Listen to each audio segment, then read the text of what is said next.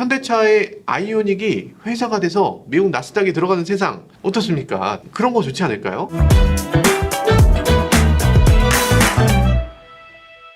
네, 자동차 관련 소식 빠르게 알려드리는 오늘의 모카 김한용입니다. 오늘도 또 깜짝 놀랄 소식이 있습니다. 베트남의 전기차 업체 빈페스트, 미국의 노스캐롤라이나의 공장을 건설하기 시작하면서 미국에 기업 공개를 한다고요. IPO 한다는 의견을 비밀리에 아주 몰래 살짝 제출했다고 합니다. 빈그룹 JSC라고 하는 업체가 지난 목요일에 성명서를 냈는데요. 미국 증권거래위원회 SEC에 나 IPO 하겠다 이런 서류를 제출했다고 해요. 올해 하반기에 미국 상장을 위해서 고문들하고 협력하고 있다고 합니다.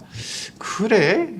올해 하반기면은 한 2달 후부터 하반기인데 2달 후가 될 수도 있고 7개월 8개월 후가 될 수도 있는 거죠. 아직 뭐 정확하게 알 수 없습니다만 이변이 없으면 이대로 상장이 되는 겁니다. 주식을 살 수 있는 거예요. 그러면 이거 상장하면 도대체 어떻게 되냐? 당연히 주식 가격에 따라서 달라지겠죠. 주식을 산 사람 입장에서는 주가가 막 이렇게 요동치면 좋잖아요. 주가가 막 올라오면 좋지만 주식을 판 입장에서는 그 주식을 매각해서 금액을 어느 정도 조달하느냐, 요게 이제 중요하잖아요. 그래서 조달하는 금액이 약 20억 달러라고 합니다. 우리나라 돈으로 2조 5천억. 야, 2조 5천억을 한 번에 주식시장에서 가져온다는 얘기죠. 엄청납니다. IPO 할 때 들여오는 돈이 그거고, 요즘 미국 주식 미쳤잖아요. 이게 쭉쭉 올라가면 기존에 있던 주가도 상당히 올라가는 거예요. 자사주를 어느 정도 시장이 풀면서 돈을 더 벌 수도 있는 거죠. 베트남 회사가 이렇게 된다고? 우리 돈 2조라면 어마어마한 거죠. 우리나라 2조하고 또 달라요. 아니, 우리나라는 지금 3만 5천 불 시대잖아요. 이상한데? 누가 그렇게 버는 거지? 그러니까 깐난애기부터 노인까지 다 합쳐서 평균 3,500만 원 번다는 거야. 한 집안에 엄마, 아빠, 애들 둘 이렇게 있으면 1억 4천만 원씩 번다는 얘긴데? 1억 4천만 원씩 버나들? 나만 빼고 다 부자라는 생각이 또 들고요. 그럼 베트남은 어느 정도냐? 베트남은 지금 1인당 국민소득이 2,700불. 그러니까 우리나라보다 10분의 1도 안 되는 거예요. 야, 여기서 지금 2조 5천억을? 엄청난 거죠. 블룸버그는 또 이렇게 보도했습니다. 이게 성공하게 되면 이 베트남에서 미국 진출한 것 중에 가장 큰 진출이라고 합니다. 아니, 공장도 없는데 어떻게 주식시장에 먼저 상장을 해? 이럴 수가 있는데 사실 원래 주식시장이라는 건 그런 거예요. 내가 이렇게 하겠다는 계획을 갖고 주식시장에서 돈을 가져다가 공장을 짓는 겁니다. 그래서 지금 노스캐롤라이나에 있는 공장, 이거 2024년부터 가동될 예정. 그러니까 내년 아니고 내후년부터 가동될 예정입니다. 그걸 미리 투자하는 거예요. 그래서 이 공장은 얼마가 필요하냐 했더니 총 60억 달러가 필요하대. 이게 너무 큰데? 빈페스트가 요거 하나가 아니라 미국의 여러 가지 복합단지를 만들게 되는데 그 중에 첫 번째 단계가 이거다 라는 얘기죠. 얼핏 보기에는 이거 주식 사기 같아요. 뻥 같기도 하죠. 뭔가 또 사기쳐갖고 무슨 야, 이거 베트남도 이게 사자가 넘치는구만 이런 생각이 들 수도 있는데, 근데 여기서 보면 조금 이상한 할아버지가 갑자기 뭐라고 한마디 해요. 이 할아버지가 이름이 바이든이래. 잠깐, 이거 진짜 계정이야? 프레지던트 바이든. 야, 이거 진짜인가 본데? 진짜예요. 트위터 계정이 있는데 트위터 계정에서 뭐라고 하냐면 빈페스트가 전기차 만들고 배터리 만드는 공장을 노스캐롤라이나에 지을 예정이다 라고 발표했다 라는 얘기예요. 얼마냐면 40억 달러를 투자하고 그리고 일자리를 7,000개를 만든다고 합니다. 빈페스트가 5조를 넣는다고? 이야, 이게 되나? 그리고 여기 또 한마디 덧붙이죠. 내 경제 계획이 잘 작동되는 예라고 하네요. 그러니까 자기가 잘해서 이게 다 됐다는 거죠. 미국인들은 어째 좀 다 비슷한 것 같아. 트럼프도 이러더니 일론 머스크도 이러고, 야, 이게 뭐 참 묘합니다. 빈페스트 도대체 어떤 회사냐? 뭐 계획을 보면요, 2022년 후반, 그러니까 올해 미국, 캐나다, 프랑스, 독일, 네덜란드까지 자동차를 다 납품한다고 해요. 그러니까 선진국에 다 납품할 그런 자동차 회사라는 거죠. 빈페스트 이전 모델은 이렇게 생겼습니다. 이렇게 생겼어요. BMW 설계 그냥 사갖고 여기서 그냥 약간 디자인을 바꿨는데 뭔가 좀 잘못 바꿨어. 아니, BMW를 그냥 팔지 뭐하러 굳이 이걸 바꿔서, 플랫폼은 그냥 BMW잖아. 잘 모르겠습니다. 왜 이렇게 하는지 모르겠는 그런 디자인으로. 그리고 BMW를 갖다 파니까 얼마나 비싸겠어. 당연히 잘 안 팔리죠. 당연히 잘 안 팔렸고요. 그러다 보니까 빈페스트가 갑자기 생각을 바꿨어요.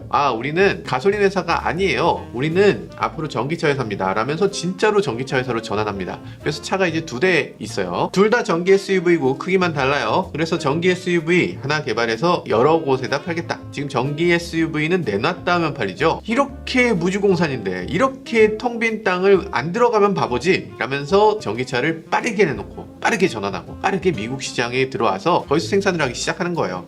바람직합니다. 놀랍죠? 이 베트남 만만하게 볼 일이 아닙니다. 우리가 얼마 전까지만 해도 베트남 그리고 빈페스트에 대해서 굉장히 비웃었죠. 농담의 소재였습니다. 이게 커뮤니티에 돌아다니던 글인데요. 여기 보면 베트남이 현대를 비웃고 대한민국을 비웃고 그러면서 뭔가 이렇게 하더니 결국에 한국이랑 뭐 다른 나라들이 베트남에서 빠져나오면서 베트남 망했다. 그리고 빈페스트도 망했다. 이런 내용이에요. 그리고 여기 보면 빈페스트가 이제 유럽에서 BMW 같은 걸 사왔는데 사시라서 이상하셔서 조립을 엉망진창으로 한다. 뭐 이런 겁니다. 뭐 일부는 맞아요. 일부는 맞습니다. 엄밀히 말하면 빈페스트 뭐 그렇게 훌륭한 기업은 못 되죠. 우리 기준으로 보면 디자인도 이렇고 좀 한심합니다. 뭐 차량 설계도 자체적으로 할 수 있는 능력이 있는 것도 아니고 BMW에서 한 세대 전 것을 사와서 그거 가지고서 만드는 거니까 뭐 별로네, 별로다 이렇게 생각할 수 있어요. 그렇지만 세상 어떤 회사도 만만하게 볼 수 없습니다. 이 빈페스트도 마찬가지고 베트남도 마찬가지로 신중하게 바라볼 필요가 있어요.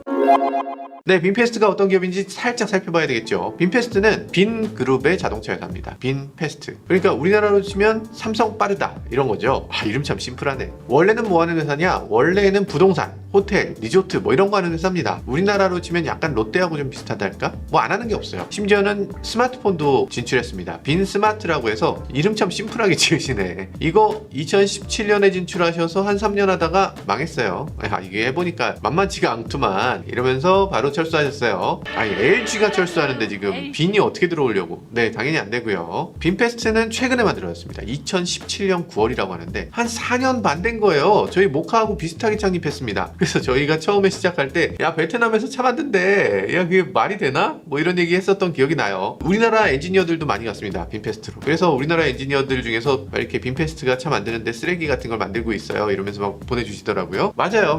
그런 회사입니다. 그런데 이 빈그룹은 베트남의 최대 민간 기업이에요. 그리고 베트남의 1등 기업. 베트남 전체 주식시장의 23%가 빈입니다. 우리나라의 삼성이에요. 근데 갑자기 왜 자동차를 하게 됐나? 이 빈이 자동차 회사로 들어오게 된 건 우리나라하고 아주 깊은 연관이 있어요. 뭐냐면 우리나라 대우자동차가 한때 전 세계를 누볐잖아요. 세계는 넓고 할 일은 많은데.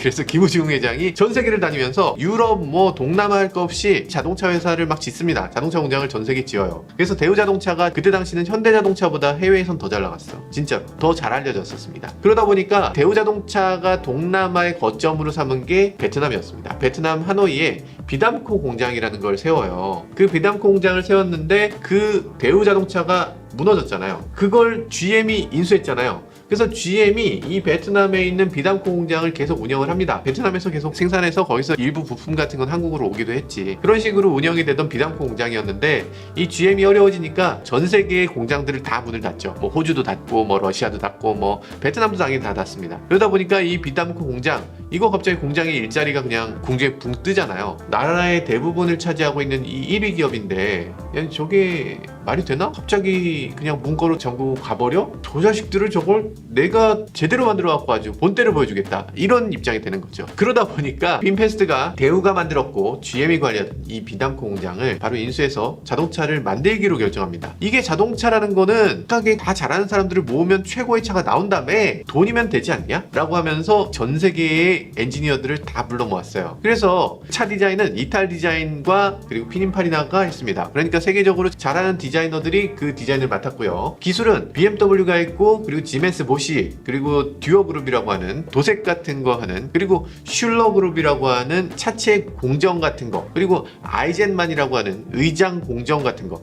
이런 곳에서 다 도움을 받아서 그래서 최고의 자동차를 만들겠다는 생각을 한 거죠. 네, 그런데 문제가 있었죠. 차가 안 팔려. 그렇게 열심히 엔지니어링과 돈을 정말 쏟아부었어. 천문학적인 돈을 쏟아붓고 있는데 그래도 차가 안 팔립니다. 차 좋은 거 알겠어. 근데 BMW 이렇게 생기고 빈페스트 이렇게 생겼어. 값이 비슷해. 자, 그럼 빈페스트 왜 사냐 내가. 이렇게 되는 거죠. 내수시장 베트남 지금 1인당 국민소득이 2,700불이라며 어떻게 사? 당연히 못 사죠. 그러다 보니까 이거 전 세계 시장에 우리가 수출을 목표로 했는데 수출도 잘 안 이루어져. 내연기관은 아닌가? 내연기관 아닌갑다. 이러면서 올해 초 따끈따끈한 얘기예요. 올해 1월에 갑자기 우리 내연기관 모두 접겠다. 이게 언제까지 접을 거냐면 2023년까지 접겠다. 그리고 모두 다 전기차로 전환하겠다고 선언했어요. 2023년이면 내년 내년이야. 내년까지 다 폐쇄한대. 이래서 패스트였나? 아니 이 회사가 정말 패스트한 게 스마트폰도 3년 만에 철수했잖아요. 이번에 내연기관도 4년 만에 철수한다는 거야. 대단한 거죠. 그래서 베트남 사람들도 비웃었습니다. 자동차 만들고 스마트폰 만들고 뭐 내년에는 그러면 전기차 철수하고 우주선 개발한다고 하겠네. 뭐 이런 얘기가 나올 정도예요. 이 회사 정말 황당하죠.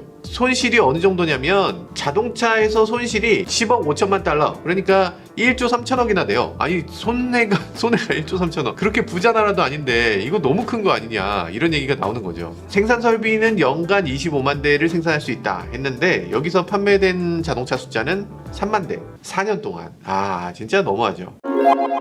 그래요. 빈페스트가 후진차 만든 거 알겠어. 그러니까 매력이 없는 차를 만들었지. 그럼 이제는 매력 있는 차를 만드나? 어떤 차인지 한번 볼까요? VF8, VF9 이렇게 써 있어요. VF는 빈페스트죠. 참 단순한 사람들이야. 빈페스트 8과 빈페스트 9이 있습니다. 이렇게 두 가지가 있는데요. 두 차 모두 전기 SUV입니다. VF8은 산타페 정도의 크기고 VF9은 팰리세이드보다 더 긴 차입니다. 이런 차가 굉장히 미국에서도 인기인데 우리나라에서도 인기고 시장을 굉장히 잘 읽었죠. 마음에 드십니까? 나쁘진 않은 것 같은데? 괜찮아 보여요. 기존의 빈페스트에 비하면 훨씬 낫네. 훨씬 나. 피닌파리나랑 이탈 디자인한테 손해배상 청구하셔야 될 것 같아요. 기존에 왜 그렇게 디자인했냐고. 네, 외관도 그런데 실내는 잠깐만, 이건 너무 테슬라인데? 테슬라 느낌이 확 드네요. 계기판이 없고 가운데 센터 디스플레이 하나 딱 있어요. 제2의 테슬라가 아니라 그냥 짝퉁 테슬라를 만든 건 아닌가, 이런 생각이 살짝 들기도 하고요. 스펙은 한 번 충전으로 VF8은 507km를 갈 수 있다고 하고요.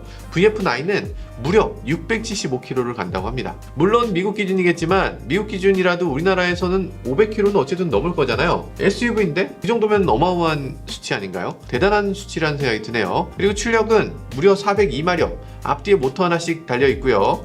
그리고 시속 100km까지 가속 시간이 5.3초. 빠른데? 가장 놀라운 건 가격이겠죠. 가격이 VF8은 41,000달러부터 라고 하고요. VF9은 56,000달러부터. 그러니까 5천만 원에서 시작한다는 거죠. VF9은 6,900만 원, 그러니까 7천만 원 돈에서 시작하는 거고요. 이런 차가 굉장히 미국에서도 인기인데 우리나라에서도 인기고 시장을 굉장히 잘 읽었죠. 그래서 빈페스트가 야심찬 계획을 내놓고 있는데요. 이 야심찬 계획이 뭐 미국에서 당연히 성공할 거다, 이런 얘기를 하고요. 그리고 베트남에 있는 공장에서는 2026년까지 연간 무려 95만 대 생산한다고 하네요. 95만 대면 테슬라의 생산량과 같은 거예요. 가능하겠어? 공장 하나에서 95만 대 가능하겠습니까? 안 될 것 같긴 한데 2026년이니까 4년 후면은 가능할 수도 있을 것 같아요. 이 전기차 시대 정말 한 치 앞도 내다볼 수가 없습니다. 기존 내연기관 회사들이 정말 오래된 역사를 갖고 있어도 그렇다고 해서 잘하는 것도 아니죠. 그런 회사들 중에 대부분은 전기차 잘 못하고 있어요. 가솔린 자동차 회사들의 딜레마가 있기 때문인데요. 이 딜레마는 여전히 99%의 수익은 기존의 가솔린차, 내연기관차에서 나와요. 전기차 수익이 1%밖에 안 되는 회사에서 가솔린은 다 쓸데없는 겁니다. 이제 전기차로 우리 다 전환해야 돼요. 다 전환합시다. 전기차 최고로 만듭시다. 여기 있는 역량, 여기 있는 엔지니어들, 여기 있는 디자이너들 다 여기로 몰아서 요거 개발합시다. 이렇게 할 수가 없죠. 당연히 그렇게 못하지. 어떻게 가솔린 회사가 전기차에 진심일 수가 있어요.